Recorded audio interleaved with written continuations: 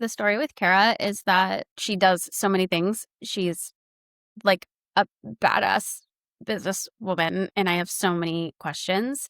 But so she has a publishing company called Pink Ink, and a lot of the girls that she has published do these like literary salons in my area. And so like I've met them through these salons, and they're all like, oh my God, you have to meet Cara. You have to meet Cara. And like, we've never like been able to meet up in person. There's so many things I want to know about her that I was like, you just need to come on. So this is literally the first time that you're talking to her. Like outside of like email and just like social media stuff. Like, yes, she has an insane Substack. She's an author. She's published a million books. She does a lot of like memoirs and stuff. She's so cool and so sweet. And all of her authors in her publishing company are just girls you want to hang out with and be friends with. I can't describe it. That's literally how like she must find like a great story, and then she was like, is she a girl I want to hang out with? Then I'm publishing her book, because they're all just like cool hangs. So it sounds like we're starting with, so what don't you do that's associated with books? Would probably be a shorter list. It's literally that. What don't you do?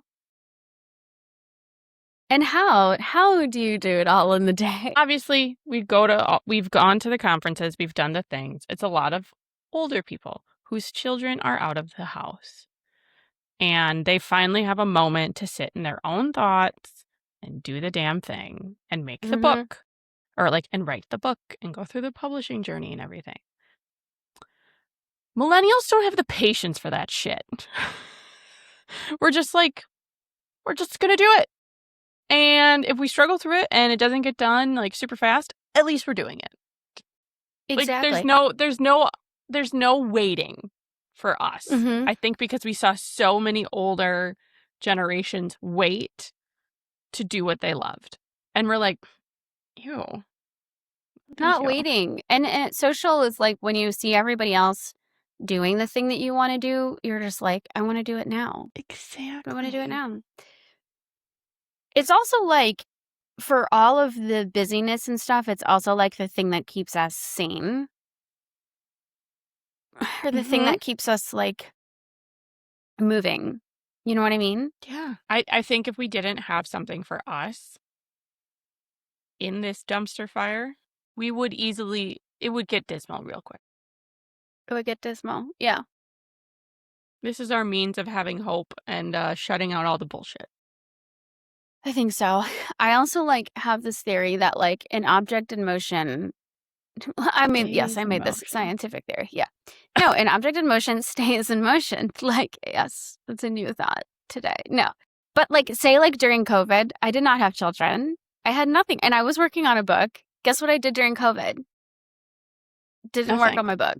Like nothing. I did zero things like creatively because I was not in motion. I was not already moving. It was going to take a lot of energy to like put that wheel in motion. Whereas I feel like if you have a busy life, it's easy to maintain the motion because you are already going. And it's like, okay, we're going. Whereas if like you had nothing that was like getting you busy every day, it would be hard to like find that, like create that energy. I totally agree. And it's easier to slow down than it is to speed up. That's it. That's what it is. Easier to slow down than it is to speed up. Yeah. Yep. I know, let that one sink in for a minute. That was a deep, like 7 minutes? Jesus. Okay, so there we go. That was the intro.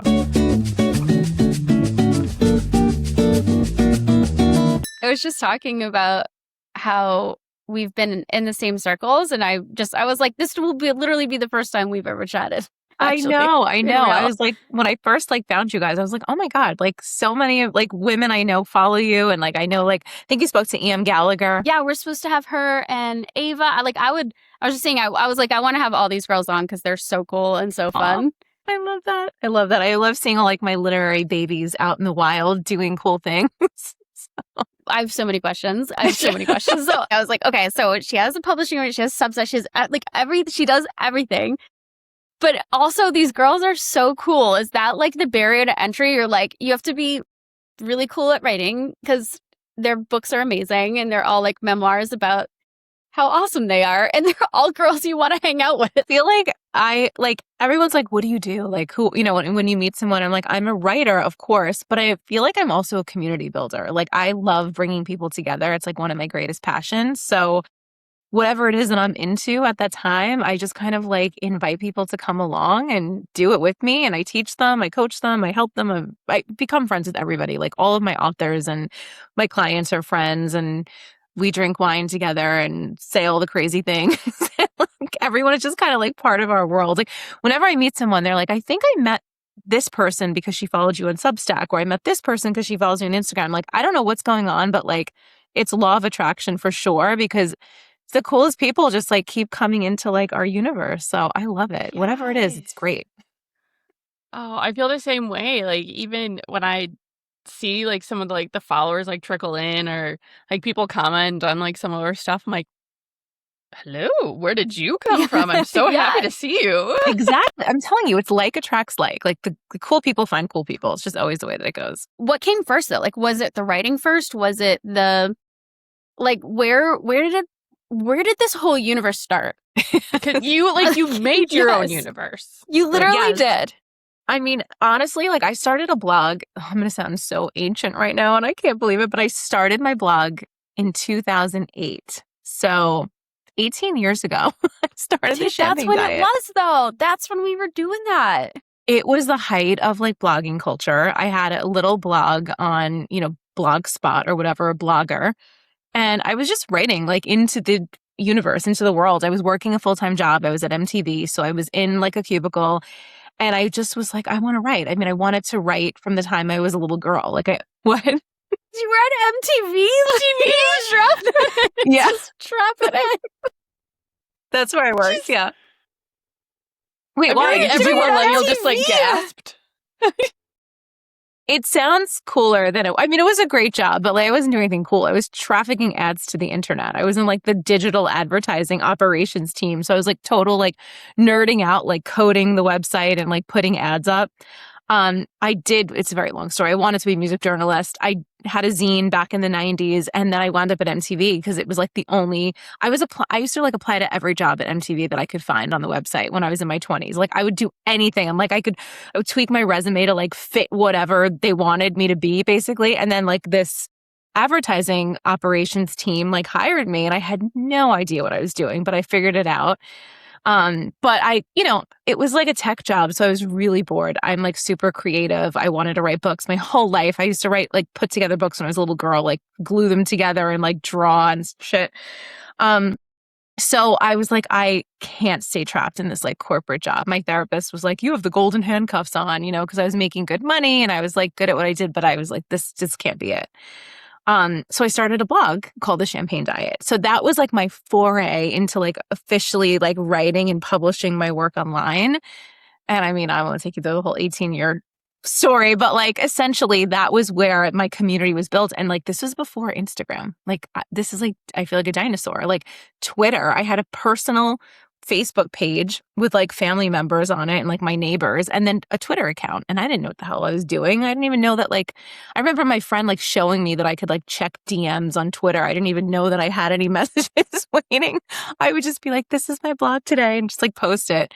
But like people would respond, and then I would respond back, and I just like loved connecting with people online. I was like the girl in the chat room when chat rooms first became a thing, like talking to people till like 3:00 in the morning. I didn't know who I was talking to. I just liked sharing and like, connecting with people. Yeah. So we've been working on a long time of community and writing for sure. But that's it. That's honestly like the people now who are doing the cool shit. Like what you're doing. Like that's everybody who started in high school. Like, I mean, I graduated in 2006, but like all of my friends who had started these like niche fan-based things, we were just talking about fan fiction on the last episode, and like that's who, as adults, we are the creators. Yes. Now I agree. And I think we're kind of like the blueprint for like the younger generation. Like they're all nostalgic and they all want to like do all these things, but like we did that, you know? So I think it's kind of cool that we sort of like put ourselves out there creatively before like social media had become what it has become now, you know, like way before TikTok, way before, you know, people were connecting. Like we had to like figure it out in chat rooms and in Literally cubicles and on the blogs. Infancy of social media. Yes, Not truly. nearly what it was today. Truly. And learning the coding and designing, if even like MySpace or like learning how to, those skills were, I mean, yeah, I think that's all my friends who are doing really cool shit now. They were building a fan base on MySpace or in chat rooms or in, I mean. And you had to work for it back then. Like you had to figure out how to get that song on your profile. You weren't like selecting from a drop down. Yeah. And there was no ChatGPT to tell you how to do it. That's so true. Exactly. It's so true. So then the blog becomes Substack, becomes the blog tens of thousands of people following you. The blog turned into a book first. Like, and that was really like the whole impetus for starting the blog. I wanted to write a book, but you know, I was a clueless, like 20-something-year-old. And I was like, I don't know, like, who's going to read this book? You know, and I started like researching and going on all of these like, God, what was the website I used to go on? It was like writersomething.com and they were like forums. Okay. So like, again, pre-social media. And I would just ask people questions. I'm like, how do I write a book? And I learned all about like querying agents and, you know, traditional publishing. And every single person told me the same thing. They're like, you need a platform. You know, I was 20-something. There's like a meme that's going around now. It's like, write on Substack with the confidence of a 25-year-old writing a memoir. And I'm like, that was me. I'm writing my memoirs. Like, what the fuck do I know? I'm in my 20s. Like, but I was told I had to have this platform. So I started the blog. And then from there, I wound up finding a literary agent and pitching the book and like getting rejected by 19 different publishers and then self-publishing my book. And it's a whole long journey with that. But essentially, you know, 10 books later, now I'm on Substack. So I started my Substack in 2023 to kind of like promote the last book that I came out with, my dating memoir, because I wanted to like move genres and just kind of like be in hiding a little bit. It was before a lot of people were really doing Substack. So I was like personal development, you know, like talking about female entrepreneurship by day on Instagram. And at night, I was like writing these unhinged dating stories on Substack because nobody knew me over there. Gosh, that's so cool. Okay. I'm just going to say it. This needs to be a movie. There's a screenplay somewhere in here. Where's the movie? Yeah. When's the movie coming out?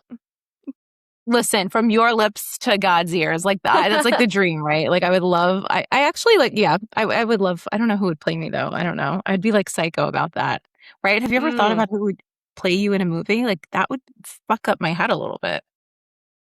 Yeah, I don't. Emma Stone for me if I had a movie. I like You're that. like very specific. That was so specific. I have literally no idea, and I've honestly never thought about it, but I feel like this has like Sex and the City vibes too, but like that is totally your brand, and it is so fun and so cool, and I've so enjoyed following you and your Substack. So that would be the movie. It would be like fucking so glamorous. But wait, the MTV days, I'm still trying to wrap my head around this because I'm like fangirling so hard right now. It was crazy. Oh my God, you guys. So like I was nuts. Like I took the job in advertising, but I still wanted to write for MTV News because I like idolized Tabitha Soren back in the day. Remember? Yes. Kurt Loder. Like they were my heroes. Kurt Loder. Oh my God. Yes, I was obsessed. So I used to see them. Well, she wasn't there, but I would see Kurt like in the little cafe and stuff. Building? Carson Daly, like all of them. Yeah, it's crazy. You were in the downtown. I mean, like, I don't know what other building. I don't know if they had other buildings, but you went to work in that building? Yeah, 1515 Broadway. Mm-hmm. For 8 years. But Carson Daly, yeah. I mean, what a fucking beginning. That is so crazy. It was crazy. And actually, this is pretty wild. I don't think I've ever told this story like on a podcast or anything, but I wanted to write for MTV News. So I found the guy's email, like the editor's email of MTV News. And I was like, hey, I work up, on like whatever, it was like the 46th floor. I work in ad ops. Like I would love to write for MTV News. Like I'll do it for free. Like I don't care. I just want to do this. And he was like, well, he's like, send me writing samples. So I sent him stuff and he's like, we can't pay you because you're already employed by the company. But if you want to just submit some stuff, like you can. So I started writing like for free. Like I would get up at like 5 a.m. before I would I lived in Brooklyn, before I'd get on the bus, which was like an hour and a half ride to get there to work every day. I would get up at 5 a.m., read the news, and I would pitch stories. So like I was, celebrity stuff like gossip, music gossip, and my articles would get published. And I'll never forget one day, I'm leaving and I'm sitting in my cubicle and I'm like packing up and it's like 5:30 and he calls me. He's like, hey, are you free tomorrow night? And I was like, yeah. I'm like, was he like asking me out? Like, this is so weird, And he's like, well, we need a reporter to cover the VMAs. Like, are you able to go? So I went as like an embedded reporter and I stood in the pit at the VMAs, and it was the crazy one where Taylor Swift got her thing taken away by Kanye. Stop. Yeah. You were there. I like wrote an article about it. It was crazy. It's when Alicia Keys did Empire State of Mind for the first time. Yeah, it was wild. It was wild. You had a front row seat. Yeah, I had to interview people about like history. being in the pit. Yeah, this is like weird Cara lore that I never really talk about. It was pretty fun. That's how cool. That's how you're so cool that's like a story you don't even talk about. Like if that were me, that would be the story and tell everybody the second we meet. Like that would be my fun fact at every icebreaker. It's pretty cool. I mean, I wanted to do it. Like I was gonna like transfer and like go work there, but they were paying like nothing. Like I was making like, I'm talking like they were paying like $20,000 a year for like a writer job, and I was making like 60 or something. You know what I mean? Like it was a big gap. Like I wouldn't have been able to like eat, which is so sad, right? Like it's poverty. Writers should make more money. Like, yeah, it was crazy. So we do the Substack, and then you publish all these books and you build this incredible community of women.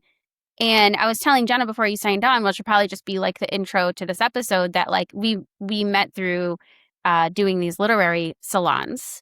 Mm-hmm. But it seems like now you started it in New York, and now it's kind of taking on another life of its own and going to all these different cities. Like, what's going on with that?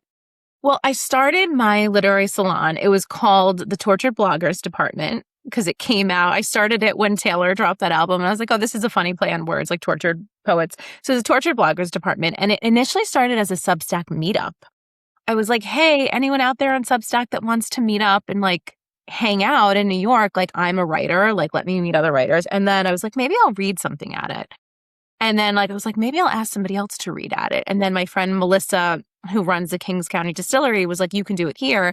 And I was like, I'm just going to make my own literary salon, because I would read, or I would like try to read at like ones around the city. And I did for like a year or so. I started reading at other people's, but you know how it is. It's like there would be like one every other month, and like you'd have to like wait and hear if you like. And I was like, fuck this. I don't want to wait on people. I'm just going to start my own. So I started my own salon and I ran it for 2 years. And then a lot of the girls that came to read from me started their own. So like Mariana Pease has one. She's one of my authors on my publishing house. She does one in Boston. Like everybody's just sort of like doing their own, and they're kind of like popping up everywhere, which I think is cool. And I just think in general, I'm seeing more literary events, especially in New York. I mean, but really all over the country. And I just think that it's so awesome that people are like getting together in person and like reading together, and just authors are connecting with each other. And I feel like I've waited like my whole life for that, because it was so underground before, at least for me. Like I didn't really see a lot of opportunities where there were rooms of women just like getting up and reading their crazy, wild, unhinged stories. And that was like the premise for mine. The reason I called it the Tortured Bloggers Department is because it was all about like your most cringeworthy dating stories or like love stories. And then it evolved over time, and it was really just about like love stories in general, like the love story you have with yourself or friendship. So it was really fun. I got engaged though. So I wrote a dating memoir, which is right here. It's pink, shocker, right? Yes. I wrote that in 2023. This is why I started my Substack. And then I got engaged to one of the guys I wrote about in the memoir. So I wound up moving for love. I know it's so cliche, to Jacksonville, Florida, where I live now, but I go back and forth. So I'm in New York like every month because my whole family's still there. So I don't do the salon anymore because I'm in Florida. Well, and because you don't have any more dating material. Thank God. I've got lots of other crazy material, but it's not dating. feel like that's so cool because I'm like, there's always I feel like there's so much literature out there that's about the woman who writes the dating blog and like then meets the guy. But how does it work in real life when you are writing Substacks and memoirs about people you're dating? Like, what are the logistics on that as a writer? Are you telling them? What are you disclosing? Are you asking them? It's funny you say that because I remember when I was like on the dating apps, like I would like on my Hinge account, like sometimes I would write author and sometimes I would like remove it because I would meet people and they'd be like, are you going to write about this date? Like, are you going to write about me? You've written books before. And I'd be like, oh God, like don't flatter yourself, but maybe. Yes. Like, is this a competition to be like the craziest one or like the most genuine? Because I don't think. Yeah, seriously. So I did write about a lot of those men, but I changed details, of course, like in memoir, I changed all the identifying details. But I mean, if somebody knows what they did and knows how they behaved and read the book, they would identify it. They would recognize themselves in the pages for sure. But it's crazy because my fiance now, who I wrote about, and I left the book on a cliffhanger. So I like left people like not really knowing what the next thing was because we were broken up at the end of the book. So I leave it on a cliffhanger and now, we're together. So like everything was very public and it was interesting because when you're writing your life, as you guys know, like as writers and readers, like you're putting it all out there. So it was different for me because I was like, oh shit, like what are people going to think? Like when I tell them that we got back together and that we got engaged and we lived together, but it was overwhelmingly supportive, I would say. And I think reading the book back now, like when I was writing it, I was still kind of like in the place of, kind of having just come off this whole crazy train that I was on for years. But I read it back now very differently. Like I'm reading it back now, like, oh, like it wasn't always just them, like, I mean, I didn't like revenge write. I wasn't writing like horrible things, but I was really telling the story, but I'm able to look back now and see the role that I played in a lot of these relationships, which is interesting. And I think that's what like the next book is going to be, because I think I think the best kind of memoir has a lot of perspective in it and has a lot of reflection. And I'm able to kind of give myself a lot more grace now and see where I was maybe the problem. Some of my adventures, my misadventures. But yeah, writing about other people is tricky for sure. I think my rule of thumb is always like, try not to focus too much on that person and focus more on like how you responded to what was going on or how you navigated life during that time. Mm-hmm. Yeah, because you never... You don't know what's going through their head, and if it's nonfiction, you can't get in their head about it, and you can't interview them. It's fascinating. And it's only your perspective. I mean, there's 3 sides to every story, right? So I always say that. We all do that though with everything, right? And I think I wanted to write this book.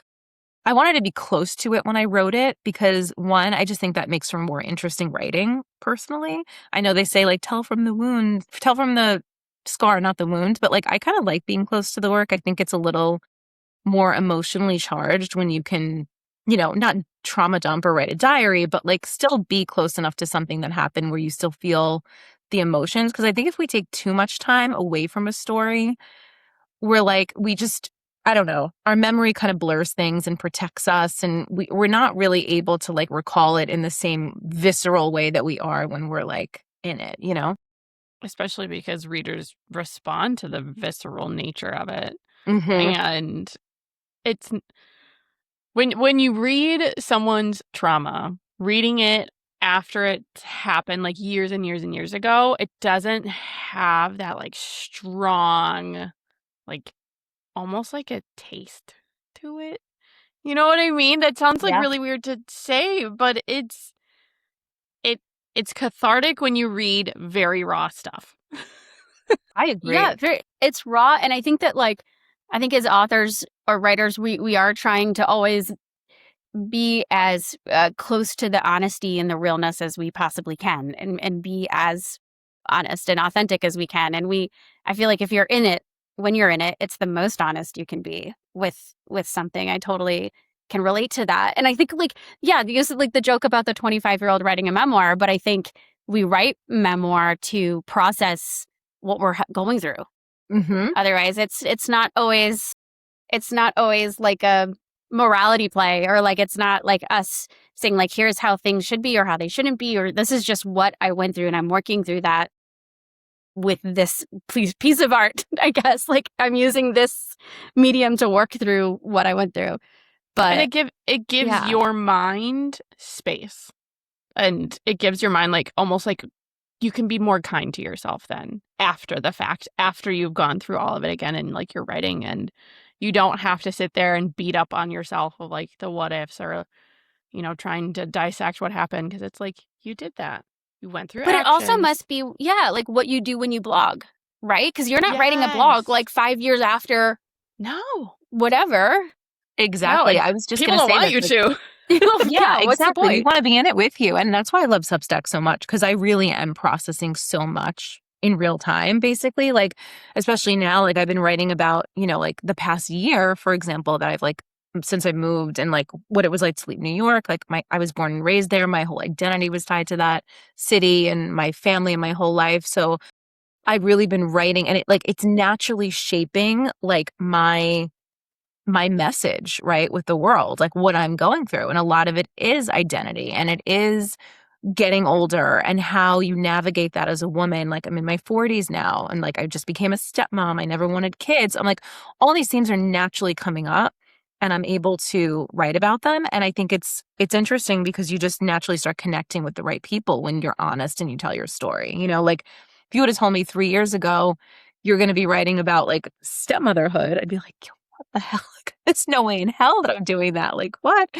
You know, but now I'm like, I'm writing, and like I always have, like I write kind of in a funny way. So it's like I'm not writing these like deeply personal and reflective things all the time, but I can make fun of myself. And I'm like, the hell am I doing this school pickup line right now? Like, I'm not supposed to be here. Like, this wasn't what was supposed to happen. Oh my gosh. But like, it did, and it's still beautiful and awesome. And I think, you know, when you have a career, especially a literary career, and you have people that have been around for a long time, like I have women write to me and they're like, I've been following you since 2010 or 2011. That's like really powerful because they've been on that journey with you and you've been on their journey, hopefully, right? Like hopefully they're reaching out to you and messaging you. And I've seen people just like, I feel like I've grown up with a lot of my readers, which is really cool. Oh my God. Such a crazy perspective. And I think that's the whole point, for me at least, of writing. It's to connect with somebody else, right? Like to be like, this is what I'm going through. Can you relate? Let's go through it together and write about it, and hopefully have a conversation about it through the writing or through the communities that we build, whether it's a literary salon or a workshop or whatever that looks like. Yeah, it's like it's a sign of good art when you can actually talk about it and like commune in it together and not have it be a solitary experience all the time. Yeah. Isn't that the point? It's the point of what we're doing. I agree. And I think like, you know, I know the word brand is so overused, like personal brand, but like if you do want to make money and build a brand and a universe and things that people can attach themselves to or learn from, like you have to be willing to have a conversation about your art. Otherwise, you're just putting it out there and you're in a vacuum. And, you know, I think a lot of writers especially don't really want to be visible. And it makes me sad because you could be doing so much more with your writing if you are willing to be out there. Yes, that was the biggest thing I learned in college because I went to art school, and class number 1, you got to stand up and you got to talk about your art. You got to talk about what you did and why. And if you couldn't, you literally missed out on half of the point. And like the professors would say, if you can defend your stuff, if you can defend your reasoning, and I don't necessarily agree with your execution, 100% you will be getting a good grade because that's the whole exercise. And it hasn't been until like I started doing like the podcast part of the writing journey is that was one of the most valuable lessons I think I learned, was being able to talk and connect and not just let your art speak for itself. Like, no, you are the voice box for it. Yeah. So, yeah. I think outside of this too, I feel like we're going to be emailing you a lot of questions on how you handle certain things and with how long you've been around and doing this for. But since day one, we've like on this podcast, I've talked about visibility. And even like you said, with like law of attraction in the universe, is if you are not putting your energy and making yourself visible in the community at least, then how do you expect the community to like give that energy back to you? It's so And true. so, yeah. It's so Yeah, and you refreshing have to to hear be- your perspective on that. Yeah, and you've got to be willing to be seen and also misunderstood. You know, like not everybody's going to get it. Not everyone's going to like what you're doing. Not everyone's going to understand what you're doing. I experienced that a lot when I went from writing like personal and professional development books. Like I got kind of like was like put on the map, so to speak, from my book called Girl Code, which was all about like women supporting women in business. And then I jumped over to writing this like wild dating memoir, and like a lot of people didn't get it. A lot of people weren't interested. I have people tell me that they unfollowed me. They're like, I wasn't interested in your content anymore. And I'm like, okay, great, but fine, you know. But people are vocal about it. And there are people who just, you know, don't understand. And I also realize like it's a risk, you know, like being an artist, which we are as writers, is risky because you're willing to share parts of yourself that, you know, may make you look not as stable as maybe you want, right? When you're That's the nicest way to put it. Yeah. That is. I don't look as stable as I want.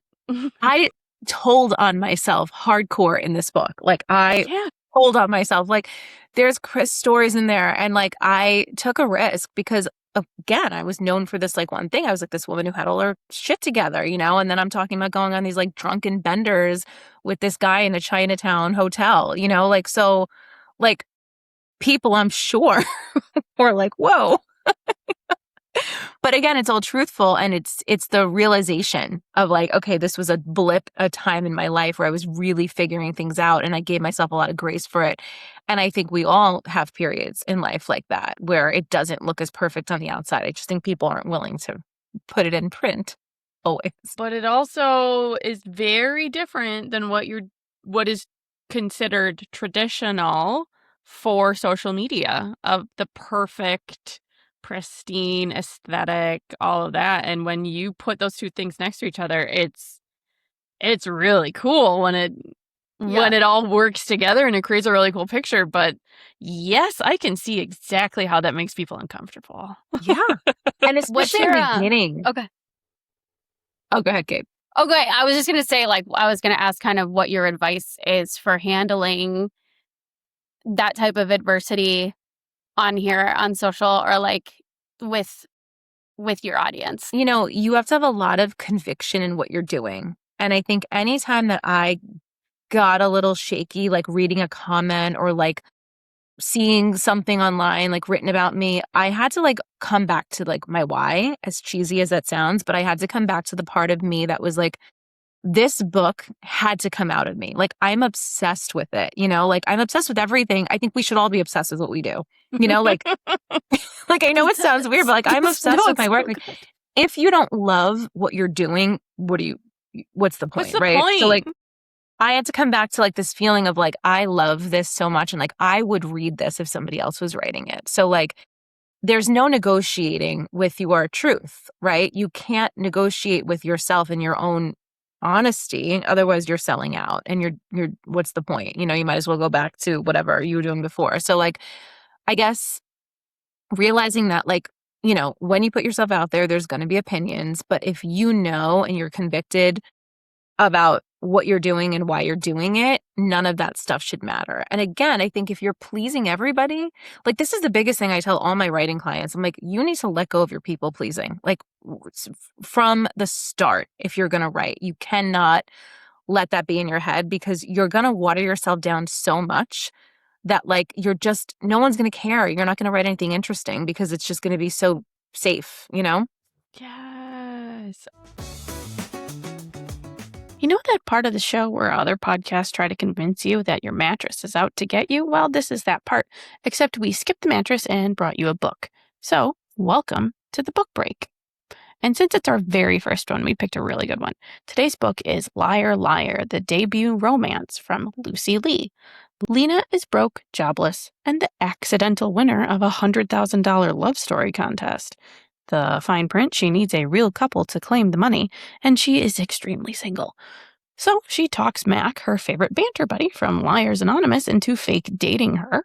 And the lie does not stay a lie for very long. So if you live for fake dating, forced proximity, and a slow burn of secret pining, this one's got your name on it. It's open door and steamy, and about 3 out of 5 chili peppers. Our favorite line from the book? Quote, "Of all the lies I've ever heard before, I love you is my favorite." Liar, Liar is out now. Link is in the show notes. But yeah, I really want to go into Pink Ink and like how that started, what the girls are doing, like what's the update, what's going on today. Like, I don't just like dive right in with that. Yeah, I mean, who doesn't, first of all, love the name? Brilliant. Seriously. I came the up whole with, brand. You guys want to die? I came up with that name when I was 17 and I had a music zine. And I wanted to start like a marketing company for bands. I don't know, my little teenage self. And I was like, I'm going to call it Pink Ink. And that name just stayed with me like forever. So I like knew I would use it at some point. And it just made even more sense for like my publishing company. But I started as a self-published author because I was rejected by 19 publishers. And then Girl Code, which was my 4th self-published book, took off. I sold close to 100,000 copies on Amazon by myself in the first year. It was like insane, like total crazy. So Penguin Random House, of course, came knocking, as did a lot of other publishers.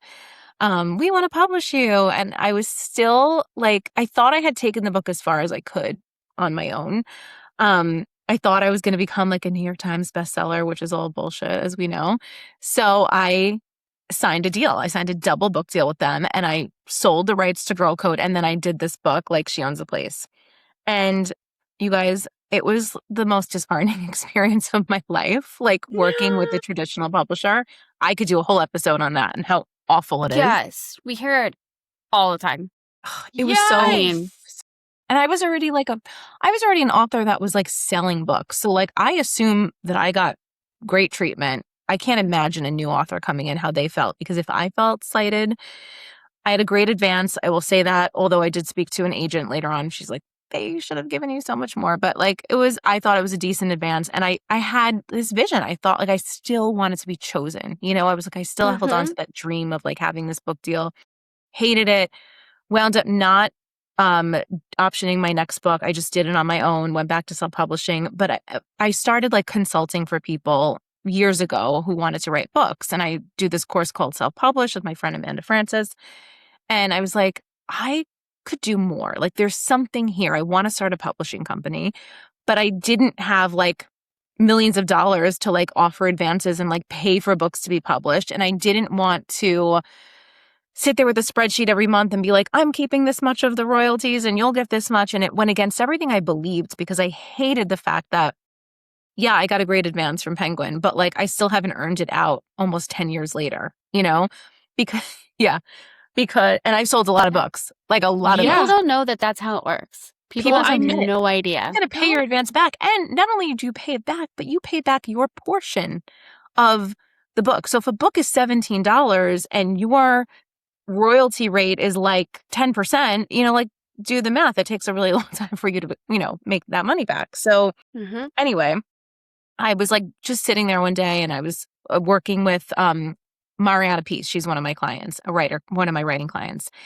And I was like, you know, going to help her publish her last book, whatever. And she's like, by the way, we were emailing one day. It was like last November. She's like, if you ever start a publishing imprint, like I'm in, like all the girlies will sign with you. And I was like, I turned to my fiance and I was like, this is it. Like, I've got to do it. I've got to figure out what that looks like. And I flew to New York like the next day to go visit my family. And I was up there and I was just, the whole thing just came to me like on the plane. And I was like, I'm starting this publishing house called Pink Ink. I want authors to keep 100% of their royalties and 100% of their rights, because those are the two most important things to me. I was like, I don't want to own this book. I basically want to take the model that I had, which was like consulting and strategizing, but turn that into a publishing house where I'd keep that relationship with that author long after the book was published. So they essentially fund the book up front, right? They pay for, obviously, the production of the book. So I handle like the cover design. I have an editor in-house who you should have on your podcast, by the way, but that's a whole other conversation. Zara Barry. Love her. Yes, please. Phenomenal writer. we do the cover design, we do everything. So we like essentially like produce the whole book for them. And then they're part of the community. So like anytime I do a literary salon, they come and read, I showcase them, I bring them into my world. And that's the way that we're able to run it for now. And it's going really well. It's very boutique. So I have 3 authors total, but I'm super passionate about their books and their messages. And I really want to publish through Pink Ink, like books that traditional publishing is too afraid to take a chance on. New voices, bold voices, women that maybe don't have a massive platform, but are in the beginning of building it. And that's another thing that I do with my authors is I really develop their platform with them. So I'm helping them with strategize their Substacks, their social media, like they're under my wing essentially like forever for as long as they want to be. And we publish their book. So it's been really, really fulfilling. And it just feels like this is what I should have always been doing. But I had to kind of go down this road to get to this point where I figured out what it was. I know we're like doing that for ourselves, Cait, but I just want Cara to do it for me. I know. Like sold. Like, yeah. So, literally. Yeah. But it's so important. I think that mentorship too is like not talked about enough in the community. Yeah. And mentorship programs, if you have one through like your writers group or whatever, are not great. Like they're very like, what do we do with you? And like they're very short. They're not long term. And so like, like to have a mentor is priceless. Yeah, and like I didn't get like when I signed my deal with Penguin, like they basically like own me forever. Like I can't get the rights back to Girl Code or like She Owns the Place. And like all I got was a published book. Like they didn't really do anything. Like I sold the books myself. Like I promoted them. I set up my interviews. So I kind of looked at all the holes that were missing in that publishing process and filled them in Pink Ink. And one of the biggest things was mentoring and being somebody that's been there. I have relationships with all of my foreign publishers. So like my publisher in France, my publisher in Bulgaria, like I send the manuscripts to them personally for consideration for translations. Like that stuff is all done, very differently in the traditional world. And if you're a self-published author, it's basically impossible to do that because you don't know those people and you don't have those relationships. So yeah, being able to like mentor them and be like, okay, this is how you should work this. If they want to start a literary salon, like I'll talk to them about that and help them figure out how to produce a really great event. So yeah, it's a very unique relationship, but it's something that I'm just like so passionate about because I just want every woman in the world to tell her story. As cliche as that sounds, I think we all have like a book in us or 10. And we should all Hell yeah, we do. Yeah. Yeah. Exactly. Of course. Yeah. Oh my God, I love your story because I do think that is such a common thing today, especially on social, where you see indie authors who are super successful or who are selling and then they do go trad because that always seems like maybe that's the goal. Like it's just now I've sold 10,000 copies of my book. So maybe now Penguin or HarperCollins is going to be interested in buying it. And it's like, why aren't we talking about that's maybe like why? You're killing it. You're selling so many. And you're killing it. You're like, if you're selling 10,000 copies, you're making a really nice living off of your book. So like, why would you give that away? Why would you give the lion's share of your royalties away just to say HarperCollins chose me? Like, and if you look at like, I don't know if you guys read Publishers Weekly, but I read it every morning and like everything is changing. Like they're realizing like Simon & Schuster has like a hybrid publishing company now because they're realizing that traditional authors, we don't need publishers anymore. So they're freaked out. And I think we just need to let go of that desire to be picked because that's really, I mean, again, that's the only reason why I did it because I wanted to say that I was a Penguin Random House author, but it's not worth it. Take it from me. Don't do it. Resist. Yeah. Oh. And there's the fallacy that they're going to put out they're going to market your book or whatever it is, the argument for going trad. But when we've interviewed a lot of authors too that are HarperCollins or their bestseller, whatever it is, they're doing both. They're doing both. They're putting out their trad. This book is appropriate for the trad space, but I'm going to go write this other thing and I'm going to publish it myself so that I own it. Yeah, not only do you own it, but you do it much faster. It takes about, I would say, at least a year and a half before your book is coming out from the moment you sign the deal. And that doesn't even count the time, if you went the agent route and pitching, I mean, you're looking at like 3 years probably from start to finish. Nobody has time to wait for that. I don't know about you guys, but like when I have an idea, like it's got to happen like yesterday. Like I want it now. Like I don't have a lot of patience. I also think like, again, not to bring up the universe and sound a little woo-woo, but I am like, I believe in the energy of inspiration. And when you have an idea for something, if you can move with it, I think that there's magic in that momentum. So why create a bottleneck that is not going to do a whole lot for you? Like when I remember like the publicist that they put on my book was like, she was like an intern, and it was like, she was like an assistant publicist. So she wasn't getting me any PR. And I remember in the end when my editor left, she apologized to me. She's like, I'm really sorry that happened. But like, we do these like meetings where if somebody wants to work on a book, they get to, ask to work on the book, and she wanted to work on yours. And even though she was a junior publicist, like she didn't do, a good job. And I think they got me like 2 interviews on some like business blogs, and like everything else I did on my own, like all of my networking, connecting with people, appearing on podcasts. Like I would send like DMs to people like, can I write for your whatever? Like it was just, what was the point, So again, I know everybody has a different experience, but like I would say 99% of the authors I talk to that go trad regret it or are like wildly disappointed by the experience. Mm-hmm. And it's not going to, I don't know, it's not going to let you focus on like the creative art part for as long as you want. Like then you just get bogged in the details and the am I gonna make my advance? Like, why am I doing this? And you don't get to just sit and revel in what you did. And that was write a whole damn. Yeah, there's I'm trying to look up her name really quick because she writes on Substack. Amy is her name. Hold on. I have to find her and show you guys because she's very honest about her experience with writing and going the traditional route. Amy Chan. Have you heard of her? Definitely look I feel her like up. I've heard her name. Yeah, I've definitely heard. Wrote a post that went viral, and it was how she spent, I think, like $44,000 on ads for her book that she had a publisher for, by the way, and like basically got like no ROI for it. And she talks about like what she made off of her books, and just how I love transparency. I love it.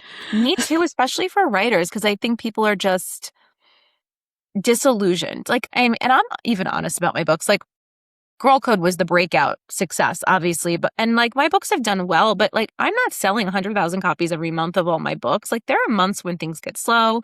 There are books that do better than others.